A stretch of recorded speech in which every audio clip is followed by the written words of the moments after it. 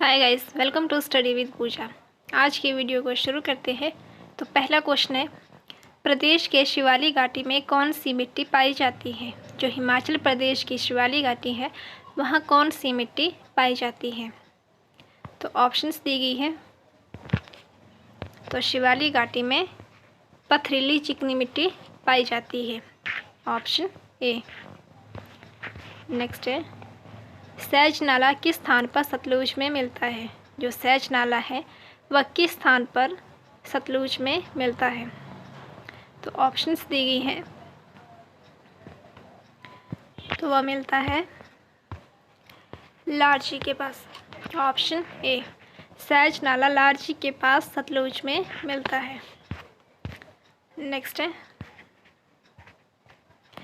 चिनाब नदी लाहौल से निकलकर किस स्थान पर चंबा जिले में मिलती है। जब चिनाब नदी लाहौल से निकलकर चंबा जिले में मिलती है तो वह किस स्थान पर मिलती है। तो ऑप्शंस दी गई है। तो वह मिलती है भुजिंड के पास, ऑप्शन बी। चिनाब नदी लाहौल से निकलकर भुजिंड के पास चंबा जिले में मिलती है। चिनाब नदी चंबा से निकलकर कश्मीर घाटी में किस स्थान के पास प्रवेश करती है। जब चिनाब नदी चंबा से निकलकर कश्मीर घाटी में प्रवेश करती है तो वह किस स्थान पर करती है। तो ऑप्शंस दी गई है। तो वह करती है संसारी नाला के पास, ऑप्शन बी। चिनाब नदी जब चंबा से निकलकर कश्मीर घाटी में प्रवेश करती है तो वह करती है संसारी नाला के पास। नेक्स्ट है, हिमाचल प्रदेश की किस नदी में सोना पाया गया है। हिमाचल प्रदेश की वो कौन सी नदी है जिसमें सोना पाया गया है। तो वह नदी है चिनाब नदी, ऑप्शन सी। नेक्स्ट है, भागा नदी किस स्थान पर जास्कर नदी से मिलती है। भागा नदी जब जास्कर नदी में मिलती है तो वह किस स्थान पर मिलती है। तो वह मिलती है दारशा के पास, ऑप्शन सी। भागा नदी जब जास्कर नदी में मिलती है तो वह मिलती है दारशा के पास। नेक्स्ट है, कौन सा खड्ड हमीरपुर जिले में नहीं बहता है। जो नीचे ऑप्शंस में दिए गए खड्ड के नेम है इनमें से कौन सा खड्ड हमीरपुर जिले में नहीं बहता है। तो वह है सीर खड्ड, ऑप्शन डी। सीर खड्ड हमीरपुर जिले में नहीं बहता है। नेक्स्ट है, रावी नदी किस स्थान पर चंबा जिले को छोड़कर अन्य राज्य में प्रवेश करती है। जब रावी नदी चंबा जिले को छोड़कर अन्य राज्य में प्रवेश करती है तो वह किस स्थान के पास करती है। तो वह करती है खैरी के पास, ऑप्शन ए। नेक्स्ट है, चिरचिंड, सियूल, बूडिल और टुंडा बजलेडी किसकी सहायक नदियां हैं। जो चिरचिंड, सियूल, बूडिल और टुंडा बजलेडी है वह किसकी सहायक नदियां हैं। तो ऑप्शंस दी गई है।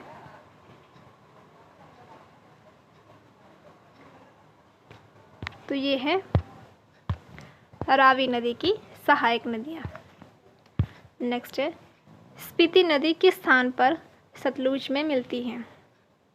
स्पीति नदी जब सतलुज नदी में मिलती है तो वह किस स्थान के पास मिलती है। तो ऑप्शंस दी गई है। तो वह मिलती है खाप के पास, ऑप्शन डी। स्पीति नदी जब सतलुज नदी में मिलती है तो वह खाप के पास मिलती है। नेक्स्ट है, यूनान के विद्वान सतलुज नदी को किस नाम से पुकारते थे। जो यूनान के विद्वान थे वे सतलुज नदी को किस नाम से पुकारते थे। तो वे पुकारते थे इसिडरस के नाम से, ऑप्शन सी। यूनान के विद्वान सतलुज नदी को इसिडरस के नाम से पुकारते थे। नेक्स्ट है, सुकेती जीवाश्म पार्क किस नदी के तट पर है। जो सुकेती जीवाश्म पार्क है वह किस नदी के तट पर है। तो ऑप्शंस दी गई है। तो वह है मारकंडा। मारकंडा नदी तट पर सुकेती जीवाश्म पार्क स्थित है। नेक्स्ट है, हिमाचल प्रदेश में चिनाब नदी का प्रवाह क्षेत्र कितने किलोमीटर में है? हिमाचल प्रदेश में चिनाब नदी का प्रवाह क्षेत्र कितने किलोमीटर में है? तो वह है 122 kilometre. Option C. Himachal Pradesh में चिनाब नदी 122 किलोमीटर का सफ़र तय करती है। नेक्स्ट है, हिमाचल प्रदेश की सबसे पूर्वीय नदी कौन सी है? तो ऑप्शंस दी गई है, तो वह है यमुना नदी। ऑप्शन ए, हिमाचल प्रदेश की सबसे पूर्वीय नदी यमुना नदी है। नेक्स्ट है, यमुना नदी का पौराणिक संबंध किससे है? जो यमुना नदी है उसका पौराणिक संबंध किससे है? तो यमुना नदी का पौराणिक संबंध है सूर्यदेव से। Option B. नेक्स्ट है, गिरिगंगा किसकी सहायक नदी है? जो गिरिगंगा है वो किसकी सहायक नदी है? तो ऑप्शंस दी गई है, वह है यमुना नदी की। ऑप्शन डी, गिरिगंगा जो है यमुना नदी की सहायक नदी है। नेक्स्ट है, पवर किसकी सहायक नदी है? जो पवर नदी है वह किसकी सहायक नदी है? तो यह भी है यमुना नदी की।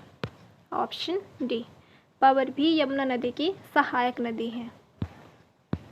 नेक्स्ट है, यमुना नदी किस स्थान पर हिमाचल प्रदेश से निकलकर हरियाणा में प्रवेश करती है? जब यमुना नदी हिमाचल प्रदेश से निकलकर हरियाणा में प्रवेश करती है तो वह किस स्थान पर करती है? तो वह करती है ताजेवाला के पास। Option B. नेक्स्ट है, गिरिगंगा किस स्थान पर यमुना नदी में विलय होती है? जब गिरिगंगा यमुना नदी में विलय होती है तो वह किस स्थान पर होती है? तो ऑप्शंस दी गई है, तो वह होती है रामपुर घाट के पास। गिरिगंगा जब यमुना नदी में विलय होती है तो वह होती है यमुना रामपुर घाट पर। नेक्स्ट है, टॉन्स नदी किस स्थान पर यमुना नदी में विलय करती है? उस स्थान से यमुना नदी हिमाचल प्रदेश में प्रवेश करती है। तो किस स्थान पर विलय होती है? तो ऑप्शंस दी गई है, तो वो होती है खोदरी के पास। ऑप्शन बी, टॉन्स नदी खोदरी के पास यमुना नदी में विलय करती है और उस स्थान से यमुना नदी हिमाचल प्रदेश में प्रवेश करती है।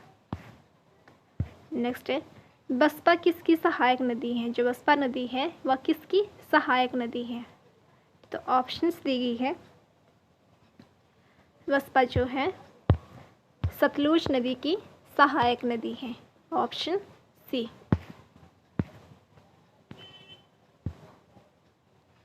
नेक्स्ट है, दुलिंग, सोलदांग और गंबर किसकी सहायक नदियां हैं? जो दुलिंग, सोलदांग और गंबर है वह किसकी सहायक नदियां हैं? तो ये है सतलुज नदी की सहायक नदियां। ऑप्शन बी, दुलिंग, सोलदांग और गंबर जो है सतलुज नदी की सहायक नदियां हैं। नेक्स्ट है, किस स्थान पर ब्यास नदी का पानी सुरंग से सतलुज में मिलाया जाता है? जब ब्यास नदी का पानी सतलुज में मिलाया जाता है तो वह किस स्थान पर मिलाया जाता है? तो ऑप्शंस दी गई है, तो वह मिलाया जाता है पंडोह के पास। ऑप्शन बी, पंडोह के पास ब्यास नदी का पानी सुरंग से सतलुज नदी में मिलाया जाता है। नेक्स्ट है, क्षेत्रफल के आधार पर सबसे बड़ा विधानसभा क्षेत्र कौन सा है? जो क्षेत्रफल के आधार पर सबसे बड़ा विधानसभा क्षेत्र है वो कौन सा है? तो ऑप्शंस दी गई है, तो वह है लाहौल स्पीति, ऑप्शन सी। क्षेत्रफल के आधार पर सबसे बड़ा विधानसभा क्षेत्र जो है लाहौल स्पीति है। नेक्स्ट है, हिमाचल प्रदेश में पहली विधानसभा किस वर्ष गठित हुई? ये वीडियो का लास्ट क्वेश्चन है। तो हिमाचल प्रदेश में पहली विधानसभा किस वर्ष गठित हुई? तो ऑप्शंस दी गई है, तो वह हुई थी 1952 में, ऑप्शन बी। 1952 में हिमाचल प्रदेश में पहली विधानसभा गठित हुई। अगर वीडियो अच्छी लगी हो तो इसको लाइक, सब्सक्राइब और शेयर करना ना भूलें। Thank you.